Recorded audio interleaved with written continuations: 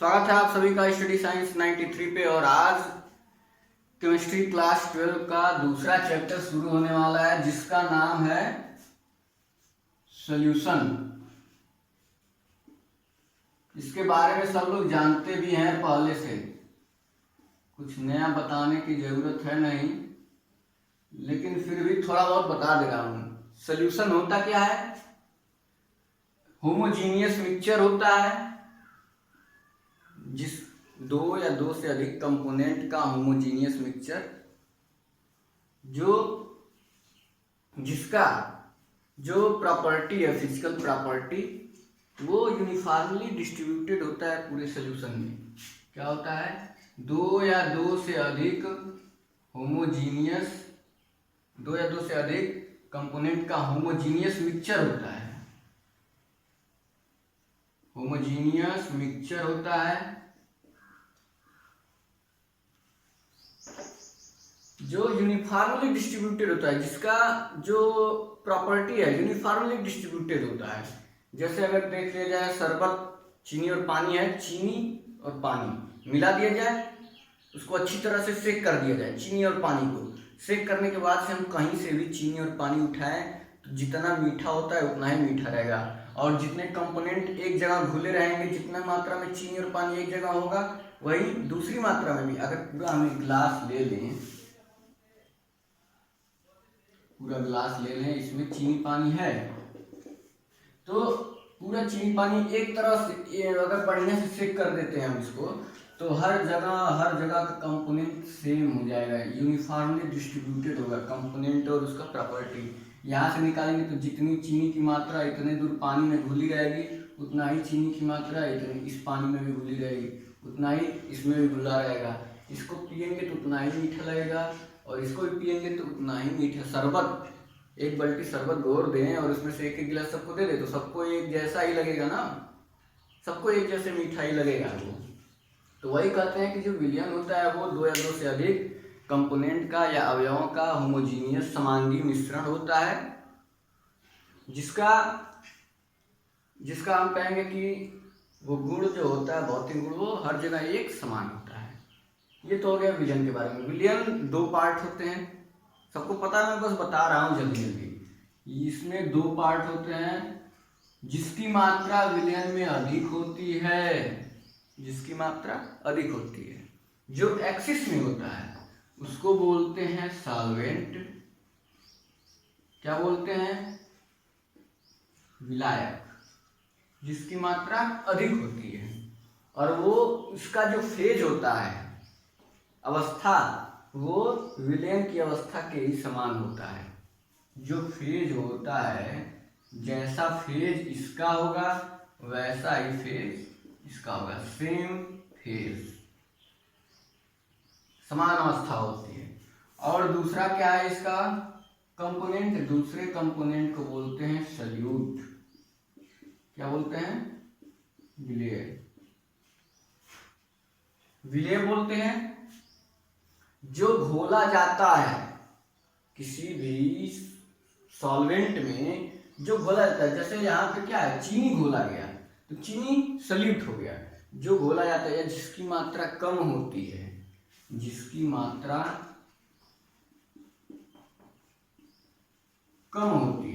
वो होता है विलेय, और जिसकी मात्रा अधिक होती है उसे कहते हैं विलायक या सॉल्वेंट। जैसे यहाँ पे कह सकते हैं कि जो चीनी है, इसको कह सकते हैं क्या है, ये है सॉल्यूट। और जो पानी है, पानी ज्यादा मात्रा में है तो वो क्या होगा? सॉल्वेंट होगा। अब ये जरूरी नहीं कि दो ही पार्ट मिल करके सॉल्यूशन बनाए। ये जरूरी है सॉल्यूट और सॉल्वेंट मिल करके सॉल्यूशन बनाते हैं, सॉल्यूट और सॉल्वेंट मिल करके सॉल्यूशन बनाते हैं, ये सही है। अब ये जरूरी नहीं कि सॉल्यूट एक ही होगा, एक से अधिक भी हो सकता है, दो सॉल्यूट, तीन सॉल्यूट। जैसे यहाँ पे चीनी मिला है, चीनी के साथ साथ हम नमक भी तो मिला सकते हैं, उसके साथ साथ ग्लूकोज भी मिला सकते हैं। ये तीनों मिक्स कर दें तभी एक सॉल्यूशन ही बनेगा। तीनों को डाल दें अच्छे तरह से सेक कर दें और फिर उसके बाद से कहीं से भी कंपोनेंट निकालें, कहीं से भी विलयन को लें, कहीं से भी, तो उसमें जो भी कंपोनेंट होंगे वो सेम होंगे, सेम कंपोनेंट होंगे और सेम फिजिकल प्रॉपर्टी होगी। थोड़ा सा ऊपर से लेकर के पिएंगे तो एकदम वैसा ही लगेगा जैसा नीचे से हम लेकर के उसको पिए। फिजिकल प्रॉपर्टी भी सेम होगी तीनों डालने पर भी, मतलब कह सकते हैं कि 3 सल्यूट है और ये तो चार पदार्थों से मिल करके भी बना है, उसको भी विलयन कहते हैं। लेकिन ये क्या है कि विलयन जो होता है बाइनरी, मतलब द्विअंगी भी होता है, त्रिअंगी होता है, चतुर्थंगी होता है। ये क्या है 1 2 3 4 अंग, मतलब 4 पार्ट से मिलकर के बना है, इसको कहेंगे चतुर्थंगी। 3 पार्ट से मिलकर, चीनी नमक पानी 3 पार्ट है इसमें, तो इसको बोलेंगे त्रिअंगी। लेकिन हमको यहाँ पे क्या पढ़ना है इस चैप्टर में, द्विअंगी विलयन, बोले तो बाइनरी विलयन। हमको बाइनरी विलयन के बारे में पढ़ना है। और बाइनरी विलयन का मतलब ये है कि जिसके जो 2 कंपोनेंट से मिल करके बना हो, जैसे पानी और चीनी, 2 कंपोनेंट से मिलकर के बना हो, उसको कहते हैं बाइनरी विलयन या फिर द्विअंगी विलयन। और हमको बाइनरी विलयन के ही बारे में, बाइनरी सॉल्यूशन के ही बारे में पढ़ना है। अब ये तो हो गया सॉल्यूशन की बात, सॉल्यूशन कितने पार्ट, उसका मतलब क्या है, ये हो गया। अब सॉल्यूशन होता है कितने टाइप का। सॉल्यूशन ठोस फेज में भी हो सकता है, सॉलिड फेज में भी हो सकता है, सॉल्यूशन गैस में भी हो सकता है और लिक्विड फेज में भी हो सकता है। मतलब सॉल्यूशन जो है वो तीनों फेज में पाया जाता है।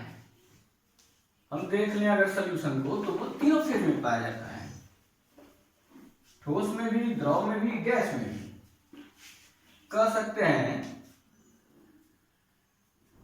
भौतिक अवस्था जो सॉल्यूशन की होती है वो ठोस भी हो सकती है। ठोस कब होगी, जब सॉल्वेंट ठोस होगा। तो सॉल्यूशन की भौतिक, क्योंकि मैंने बताया कि जो विलयन, जो सॉल्यूशन का फेज है वही सॉल्वेंट का फेज होता है। तो यदि विलायक कह सकते हैं कि ठोस हो तो सॉल्यूशन ठोस होगा।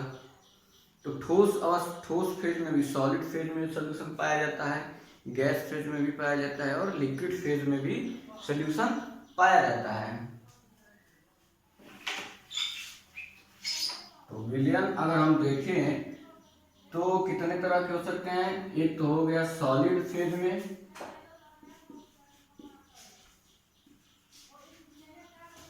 टाइप्स ऑफ सॉल्यूशन जो है, पहला हम कह सकते हैं कि सॉलिड फेज में पाया जा सकता है।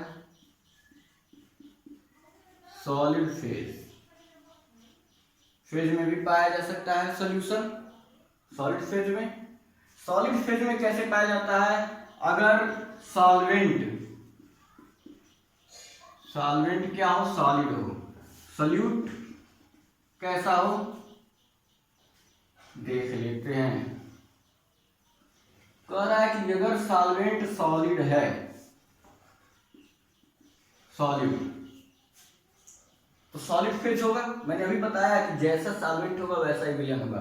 तो टाइप्स ऑफ सॉल्यूशन में पहला सॉलिड फेज में सॉल्यूशन पाया जाता है अगर सॉल्वेंट सॉलिड हो, और सॉल्यूट सॉलिड भी हो सकता है। सॉलिड का सॉलिड में बना जो मिक्सचर है, होमोजीनियस मिक्सचर, उसको भी बोलेंगे कि जो सॉलिड, ये सॉलिड सॉल्यूशन है कोई। या फिर कह सकते हैं कि सॉल्वेंट जो है वो सॉलिड ही हो, लेकिन सॉल्यूट लिक्विड हो, मतलब कोई सॉलिड है उसमें कोई लिक्विड घुला हो। जैसे एग्जांपल में दिया है पारे का सोडियम के साथ अमलगम। सोडियम कोई है, सोडियम आप लोग पता नहीं देखे होंगे या नहीं। सोडियम ठोस होता है, ब्लैक कलर का, हल्का हल्का ब्लैक, भूरा कलर का सोडियम होता है। और सोडियम में पारा डाल दी, पारा मतलब क्या है, Hg, मरकरी। सोडियम ठोस है, उसमें मरकरी, अगर हम मरकरी का मिक्सचर डाल करके अमलगम बना दे तो वो क्या है, सॉलिड है, सॉल्वेंट, उसमें लिक्विड डाल दी। तो कह सकते हैं कि एक सोल्यूशन ये भी है, ये वाला सॉलिड में लिक्विड। और एक तरह से और हम सॉलिड सोल्यूशन बना सकते हैं, कैसे, गैस के साथ। जैसे पैलेडियम है, उस पर हाइड्रोजन की क्रिया कराते हैं, ये अक्सर रिएक्शन में आता है, पैलेडियम हाइड्रोजन के साथ क्रिया करता है। जब दूसरा पार्ट मैं बताऊंगा, दूसरा जो केमिस्ट्री का दूसरा बुक है भाग 2, उसमें ये सब आएगा पैलेडियम वाला। तो गैस, अगर सॉलिड में गैस घुला है तो भी क्या कहेंगे कि वो सॉलिड सोल्यूशन है। तो 3 तरह के सॉलिड फेज में 3 तरह के सोल्यूशन पाए जाते हैं। एक सॉलिड का सॉलिड में लिक्विड वाला पाया जाता है, फिर सॉलिड में गैस वाला पाया जाता है। इसी तरह से लिक्विड फेज में भी पाए जाएंगे या फिर लिक्विड सोल्यूशन पाए जाएंगे।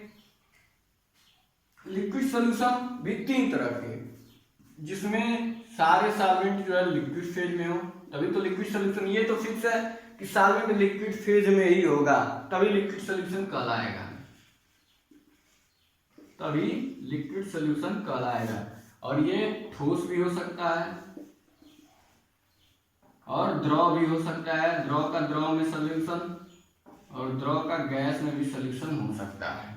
3 तरह के ये भी हो सकते हैं। एग्जाम्पल दिया है, एग्जाम्पल बुक में आप लोग देखेंगे तो हर एक चीज का एग्जाम्पल, सॉलिड में सॉलिड का बना सोल्यूशन का एग्जाम्पल दिया होगा। सॉलिड का सॉलिड में बना एग्जाम्पल तो सब लोग जानते हैं, जैसे पीतल बोले तो ब्रास जो होता है वो बना होता है, वो किससे मिलकर के बनते हैं, जिंक और निकिल वाला जिंक और निकिल से बना होता है ब्रास, पीतल बना होता है ना। तो वो भी सॉलिड का सॉलिड में मिक्सचर है, होमोजेनियस मिक्सचर, तो वो बोला जाता है सॉलिड सोल्यूशन। लिक्विड सोल्यूशन 3 तरह के, गैस सोल्यूशन भी 3 तरह के होंगे। इसके बाद से जो तीसरा है गैस सोल्यूशन या गैसियस फेज में जो होता है वो भी 3 तरह के, क्या, गैस सॉलिड होगा। फिर लिक्विड अगर घुला है गैस में तो एक सोल्यूशन ये। फिर गैस घुला है गैस में, गैस डिजॉल्व इन गैस, तो वो भी एक तरह का सोल्यूशन हो गया। तो हम कह सकते हैं कि जो टाइप्स ऑफ सोल्यूशन है वो 3 तरह का है, सॉलिड, लिक्विड, गैस। और इसमें सॉलिड में भी 3 तरीके से हो सकता है, लिक्विड में भी 3 तरीके से, गैस में भी 3 तरीके से। तो हम कह सकते हैं कि टोटल अगर देखा जाए तो 9 तरीके के सोल्यूशन हो सकते हैं। 3 3 6 3 9 तरीके के सोल्यूशन हो सकते हैं टोटल। तो ये तो हो गया टाइप्स ऑफ सोल्यूशन। आसान है, सॉलिड में, लिक्विड सॉलिड में, गैस सॉलिड में, फिर सॉलिड लिक्विड वाले में, फिर लिक्विड में, गैस लिक्विड में, फिर इस तरह गैस वाला हो गया। तो ये तो हो गया टाइप्स ऑफ सोल्यूशन के बारे में। एग्जाम्पल हर सबका एक एग्जाम्पल दिया हुआ है बुक में, देख लीजिएगा। अब इतना क्या बताना, एग्जाम्पल भी लगेंगे बताने, तो आप लोग क्या करेंगे, आप लोगों को भी तो पढ़ना है खुद। इसके बाद से अगला जो टॉपिक है कंसंट्रेशन ऑफ सोल्यूशन, कैसे हम देखेंगे।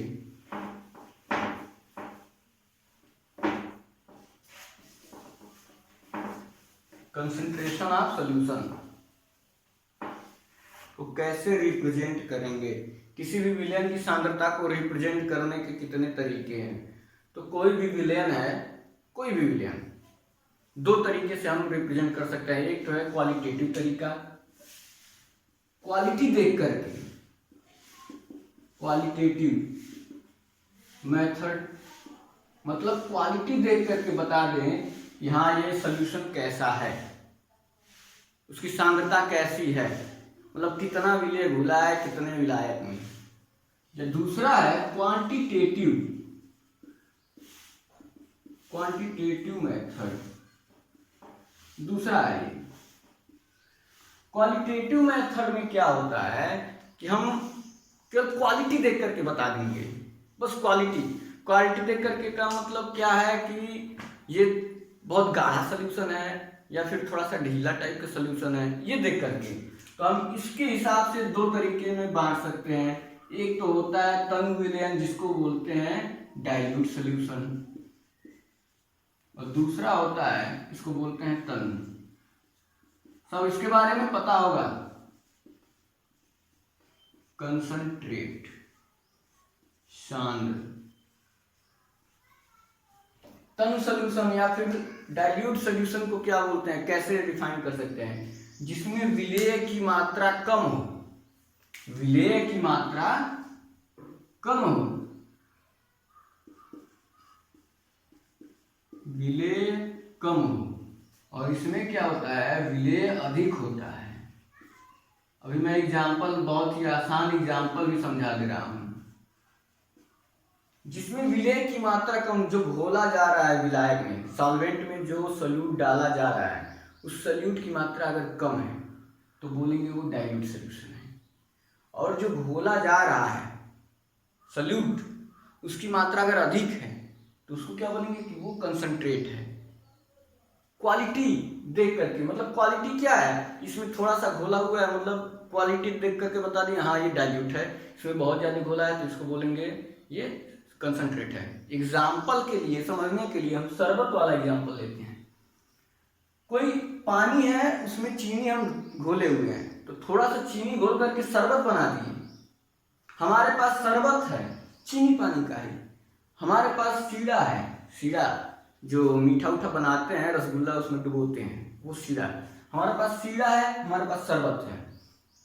शरबत में क्या है, चीनी की मात्रा कम है, विलेय की मात्रा कम है, इसलिए उसको कहेंगे कि वो डाइल्यूट है। जो शरबत है वो क्या है, डाइल्यूट सॉल्यूशन है, विलेय की मात्रा कम पड़ा है। लेकिन उसी चीज से बना हुआ जो शीरा है, उसमें क्या है, चीनी की मात्रा बहुत अधिक है, बहुत अधिक है, बहुत पास पास हुए हैं, थोड़ा सा गुच्छे टाइप का है, जैसे बहुत गाढ़ा गाढ़ा विलयन है, तो उसको क्या बोलेंगे कि वो कंसंट्रेट है। मतलब एक ही चीज से शरबत बना तो वो डाइल्यूट है, और फिर उसी को और गाढ़ा कर दिया गया तो वो कंसंट्रेट हो गया। शीरा बना तो कंसंट्रेट हो गया। लेकिन हम तो बस ऐसे देख करके, क्वालिटी देख करके बता दिए, शरबत है, क्वालिटी देख करके शरबत है डाइल्यूट सोल्यूशन, मतलब कि थोड़ा वो ढीला सोल्यूशन है तो डाइल्यूट है, थोड़ा ज़्यादा कंसंट्रेट हो, मतलब क्या है, सांद्र, मतलब बहुत पास पास है, बहुत ज़्यादा विलेय की मात्रा है, तो वो क्या है, कंसंट्रेट है। ये तो क्वालिटी देख करके बता दिए हम। लेकिन एक्चुअल में कितना डाइल्यूट है, कितना कंसंट्रेट है, इसके बारे में, मात्रा कितना पड़ा है विलेय का मात्रा, कौन किससे ज्यादा डाइल्यूट है। अब ऐसे शरबत है, थोड़ा सा चीनी डाले एक में, थोड़ा और अधिक, हल्का सा अधिक, 1-2 ग्राम चीनी अधिक डाल दी किसी और में, दोनों घोल दी। अब पता कर पाएंगे कौन सा इन दोनों में कौन सा कंसंट्रेट है, कौन सा वो डाइल्यूट है? नहीं पता कर पाएंगे। केवल कहेंगे कि हाँ ये दोनों ढीला है, शरबत ही है, तो दोनों डाइल्यूट ही होंगे, लेकिन इन दोनों में कौन कंसंट्रेट है, कौन डाइल्यूट है, नहीं बता पाएंगे।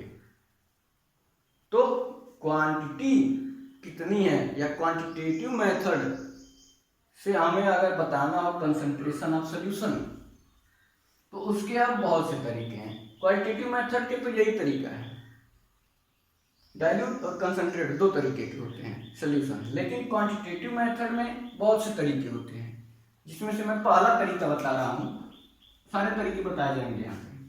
पहला तरीका जो है, मास परसेंटेज के हिसाब से बताएंगे कि वो कितना कंसंट्रेट है solution. Mass percentage, mass percentage of solution, द्रव्यमान प्रतिशत, इसको हाँ मास परसेंटेज को क्या बोला जाता है, W/W। अब W/W क्यों बोलते हैं, अभी क्लियर हो जाएगा। मास परसेंटेज किसी भी अवयव का, किसी भी कंपोनेंट का मास परसेंटेज क्या होता है, मास परसेंटेज ऑफ कंपोनेंट, ये क्या होता है, इसका फार्मूला ये होता है कि जिस कंपोनेंट का हम मास परसेंटेज देख रहे हैं वो, उसका कितना मास है, जिस कंपोनेंट का हमको मास परसेंटेज देखना है उसका कितना मास है, और टोटल जो सॉल्यूशन है उसका कितना मास है। मास ऑफ ए कंपोनेंट,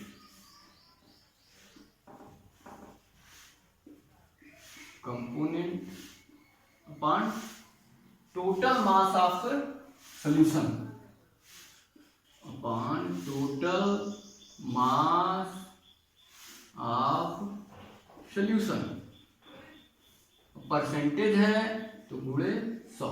ये होता है formula. Mass percentage of A component, mass percentage निकालने के लिए या फिर किसी भी कंपोनेंट का या सॉल्यूशन का W बाई डब्ल्यू।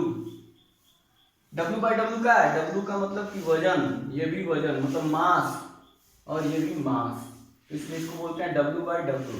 तो किसी भी कंपोनेंट का अगर मास परसेंटेज निकालना है तो उस कंपोनेंट का मास और टोटल जो हमारे पास है सॉल्यूशन उसका मास और गुणे 100। इस हिसाब से जैसे हम किसी परीक्षा में निकालते हैं ना कितना परसेंट पाया कोई लड़का, तो क्या होता है कितना वो पाया और टोटल कितना नंबर था गुणे 100। इसी तरह निकालते थे, उसी तरह इसमें भी कितना मास है और टोटल कितना था गुणे 100। इस हिसाब से W बाई डब्ल्यू निकल जाएगा। एग्जाम्पल के लिए भी मैं बता रहा हूँ, एक एग्जाम्पल दिया है, ये क्या मैं 2 बताऊंगा।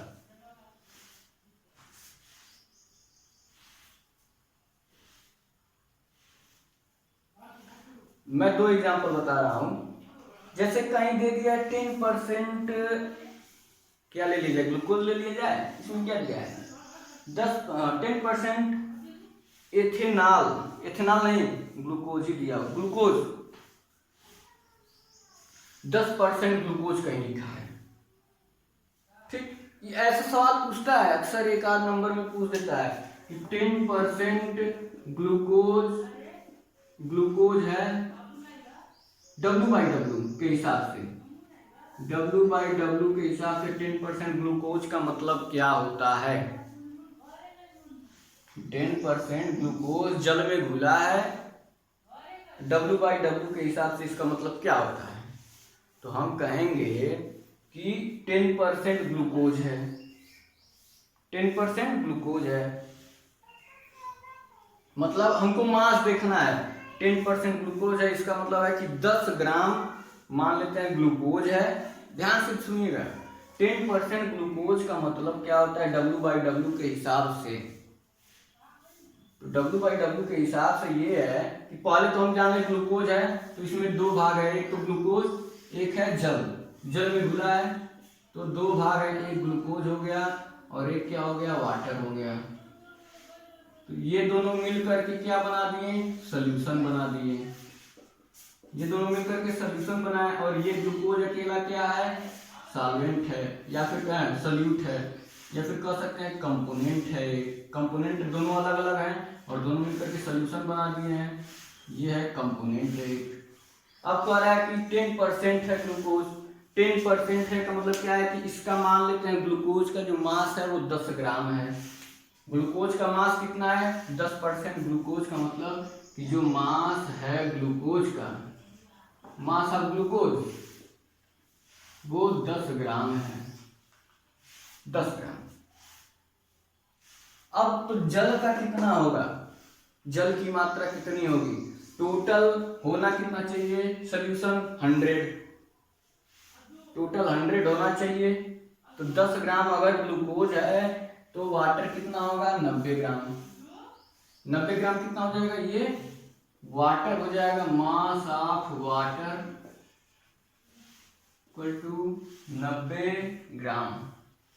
तो हम कह सकते हैं कि 10% ग्लूकोज का मतलब क्या होता है कि 10 ग्राम ग्लूकोज और 90 ग्राम पानी मिक्स किया हुआ है और टोटल 100 ग्राम हो गया, इसका मतलब हो रहा है 10%। अब कल इस पे रख करके देखा जाए क्या 10% आ रहा है। तो देखते हैं mass of A component, glucose एक कंपोनेंट है, हम ग्लूकोज का ही मास परसेंटेज निकाल रहे हैं। मान लीजिए ग्लूकोज का मास परसेंटेज निकाल रहे हैं, मास ऑफ ए कंपोनेंट कितना है 10 ग्राम है, 10 ग्राम है मास ऑफ ए कंपोनेंट। और टोटल जो मास कितना है सॉल्यूशन का 10 ग्राम ये और 90 ग्राम ये, 90 और 10 100 और गुणे 100 काटेंगे तो होगा कितना 10%। देखिए 10% आ गया, मतलब कहने का ये है कि 10% ग्लूकोज का मतलब कि 10 ग्राम ग्लूकोज में 10 ग्राम ग्लूकोज 90 ग्राम पानी में मिला है। 10% ग्लूकोज का मतलब 10 ग्राम ग्लूकोज 90 ग्राम पानी में मिला है और टोटल जो है 100 ग्राम हो गया मास ऑफ सोल्यूशन। ऐसा समझ में। ऐसे ही अगर कह दे कोई एक और सवाल कि चीनी ले लेते हैं, ग्लूकोज छोड़िए, चीनी। कह दे कोई कि 22 ग्राम चीनी है, ध्यान से सुनिएगा, इस बार क्लियर हो जाएगा। 22 ग्राम चीनी है और उसको 22 ग्राम पानी में घोल दिया गया। कितना है, ध्यान से देखिएगा। कह रहा है कोई कि शुगर जो है, शुगर 22 ग्राम है और ये क्या है, सॉल्वेंट है, सॉल्यूट है, और उसको 22 ग्राम जो शुगर है उसको घोला गया है 22 ग्राम वाटर में, 22 ग्राम वाटर में घोल दिया गया। अब पूछ रहा है कि शुगर का W/W कितना होगा, W/W शुगर का कितना होगा, W/W percentage, mass percentage sugar का कितना होगा पूछ रहा है। कैसे निकालेंगे, हमारे पास ये हो गया विलायक, ये हो गया विलेय। अब मास परसेंटेज ऑफ कंपोनेंट निकालना है, तो मास ऑफ ए कंपोनेंट, किस कंपोनेंट का निकाल रहे हैं, शुगर का, तो मास ऑफ ए शुगर 22 ग्राम बटे टोटल मास ऑफ सोल्यूशन कितना होगा बताइएगा। टोटल मास ऑफ सोल्यूशन 22 ग्राम नहीं होगा, टोटल घोल दिए तो इसको भी घोले और इसको भी घोल दिए, तो टोटल कितना हो गया, 44 ग्राम हो गया। तो टोटल कितना हुआ, 44 ग्राम, मतलब कंपोनेंट जिसका निकालना है उसका द्रव्यमान और टोटल जो सोल्यूशन है इसका द्रव्यमान गुणे 100, 22 गुनी 44 और ये 2 से कटा आ गया 50%। तो हम कहेंगे कि 22 ग्राम शुगर में अगर 22 ग्राम शुगर अगर 22 ग्राम वाटर में घोला है तो इसका W/W का मतलब हो गया 50% W/W हुआ। कितना हुआ, 50% W/W हुआ। इसी तरह सवाल पूछ देता है कि 44 ग्राम है या फिर 15 ग्राम है, 15 ग्राम ग्लूकोज है या फिर कुछ भी है और उसको घोला गया है 85 ग्राम पानी में, तो क्या हो जाएगा ग्लूकोज का परसेंटेज, 15 ग्राम ग्लूकोज है या और 85 ग्राम पानी में घोला हुआ है, तो 15 और 85 15 100 गुणे 100 15% हो जाएगा W/W। इस तरह से निकालेंगे। ये होता है mass percentage of A component. तो ये तो एक टॉपिक खत्म हुआ, मास कंपोनेंट। मास परसेंटेज क्या होता है, मास ऑफ ए कंपोनेंट और टोटल मास ऑफ सॉल्यूशन, ये होता है W/W। इसके बाद से बहुत आसान है ये सब, एक समझ गए तो अब सब समझ जाएंगे।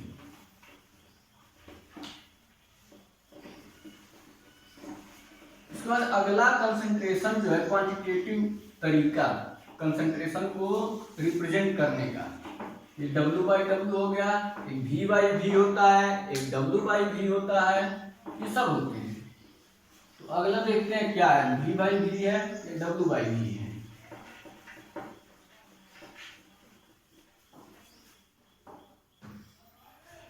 V/V मतलब आयतन प्रतिशत, अगला है वॉल्यूम परसेंटेज। अब इसके बाद अभी तक क्या था, मास परसेंटेज, अब हमको क्या देखना है, वॉल्यूम परसेंटेज, आयतन प्रतिशत ऑफ ए कंपोनेंट, किसी अवयव का वॉल्यूम परसेंटेज क्या होता है, इसको क्या बोलते हैं, वॉल्यूम परसेंटेज का मतलब V/V। V/V किसी विलयन का या फिर किसी कंपोनेंट का क्या होता है, तो हम कहेंगे किसी कंपोनेंट का ऑफ ए कंपोनेंट, ये बराबर होता है वॉल्यूम ऑफ ए कंपोनेंट, जिस कंपोनेंट का निकाल रहे हैं उस कंपोनेंट का वॉल्यूम, आयतन, अवयव का आयतन,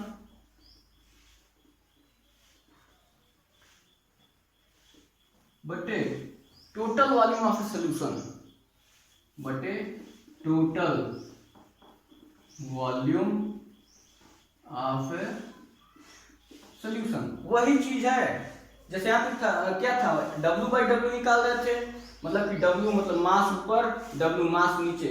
यहाँ पे V बाई V है तो वॉल्यूम ऊपर और टोटल वॉल्यूम नीचे और गुणे 100। ये हो गया V बाई V। किसी भी सोल्यूशन का V बाई V का मतलब यही होता है कि volume of A component, total volume of a solution. और इसमें भी इसी तरह का एग्जांपल दिया है 10% इथेनॉल जल का, इथेनॉल का जल में 10% का तात्पर्य है।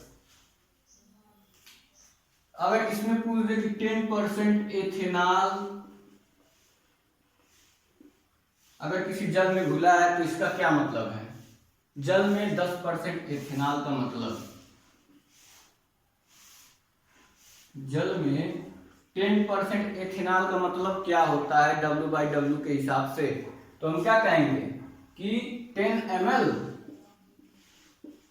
इथेनॉल है और टोटल वॉल्यूम कितना है बनाया गया है? टोटल वॉल्यूम 100 ml बनाया गया है। ऐसा इथेनॉल को घोला गया है वाटर में कि इथेनॉल 10 ml है और टोटल जो वॉल्यूम बन रहा है वो 100 ml है। मतलब क्या कि कोई प्रश्नली लिए, उसमें इथेनॉल 10 ml तक डाल दिए, 10 ml तक डाल दिए, कोई प्रश्नली लिए इथेनॉल 10 ml तक या फिर टेस्ट ट्यूब जो भी लेना है 10 ml इथेनॉल डाल दिए। उसके बाद से उसमें पानी डालना शुरू किए और जब तक वो 10 से बढ़ता बढ़ता बढ़ता बढ़ता 100 में पहुंच जाए तब तक पानी डालते रहे। और जो ही 100 तक पहुंच जाए तो इसको बोलेंगे, जो हमारे पास सोल्यूशन आया उसको बोलेंगे 10% इथेनॉल है। जल में 10% इथेनॉल।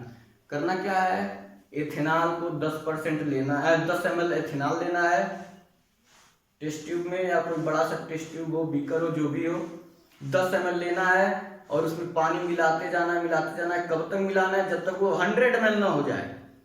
और 100 ml पूरा हो जाएगा तो कहेंगे कि ये सोल्यूशन जो बना है जल में 10% इथेनॉल का बना है। मतलब कि 10% ethanol volume of component 10 ml और टोटल सोल्यूशन का कंपोनेंट कितना होना चाहिए? 100 होना चाहिए। और देख लेते हैं इसका 10 ml होना चाहिए, टोटल कंपोनेंट कितना होना चाहिए? 100 ml होना चाहिए गुणे 100। मतलब ये क्या हो गया? 10% आ गया V बाई V। तो ये मतलब होता है V बाई V का किसी भी सोल्यूशन में। अब इसके बाद से W बाई V क्या होता है? W बाई V मैं थोड़ा समय देख लेता हूं, लेट ना हो।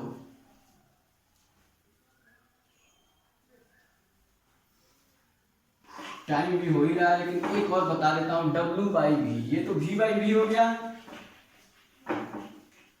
W बाई V में क्या होगा? V तो नीचे रहेगा ही, केवल ऊपर W करना है।